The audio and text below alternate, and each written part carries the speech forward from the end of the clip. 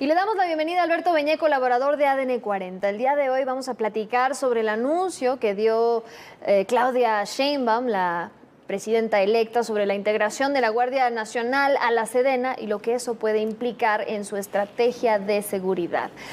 Por supuesto, buenas noches. Bienvenido. ¿Cómo estás, querido Alberto? Lucy, buenas noches. La verdad, un poco desconcertado con este anuncio, porque así como celebramos el relativo a nombramientos de su gabinete, de los y las secretarias de Estado que en este primer grupo fueron presentados la semana pasada y que no es para menos, son personas con trayectoria, experiencia, competencia profesional. Bueno, pues ahora esto que anunció el fin de semana en Oaxaca sobre la intención de enviar o hacer valer la reforma que había enviado el presidente López Obrador en febrero para que constitucionalmente quede asentado que la Guardia Nacional queda adscrita a la Secretaría de la Defensa, bueno, pues la verdad es que rompe con varios principios y me parece delicado.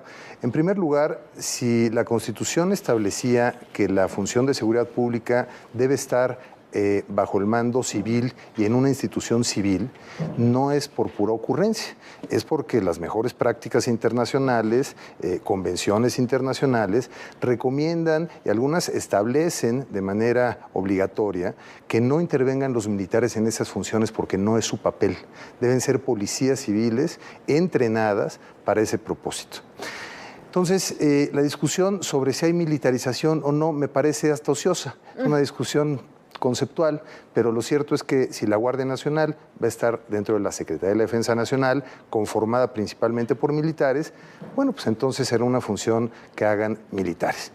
Y lo otro que me pregunto es, ¿cuál va a ser el giro a la estrategia de seguridad? Porque habíamos pensado que con la buena experiencia de Claudia Sheinbaum como jefa de gobierno de la Ciudad de México, con un jefe de policía civil y con una estructura policial civil, pues dio buenos resultados. Y pensamos que podía venir un cambio en ese sentido.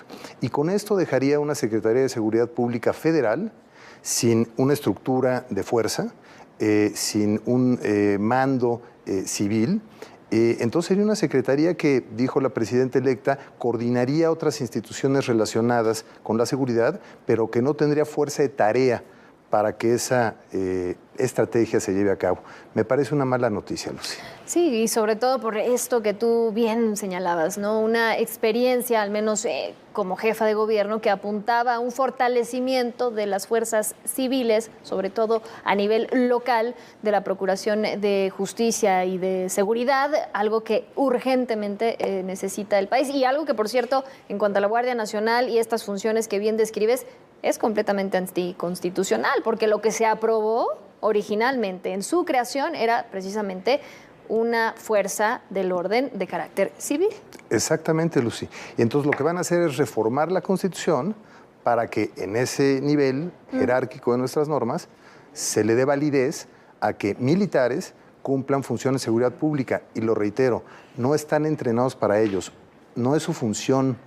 La verdad es que yo pensaba y tenía esa expectativa favorable de que íbamos a tener una Secretaría de Seguridad Pública Federal fuerte, con una estructura policial bajo sus órdenes y con una estrategia mucho más inteligente, mucho más puntual, mucho más transparente que la que ha tenido la Guardia Nacional durante estos años y que no ha dado resultados, Lucy.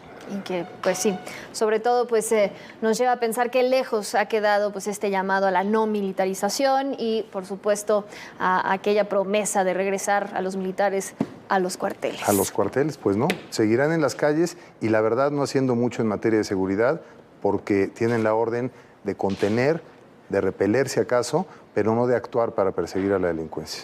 Pues seguiremos, por supuesto, pendientes y ya estaremos platicando seguramente la próxima semana del resto de los nombramientos del gabinete que se darán a conocer esta semana, por cierto. Ojalá sean buenas noticias. Ojalá. Muchas gracias, estaremos Lucy. Analizándolo, por supuesto. Gracias, Alberto. Buenas noches.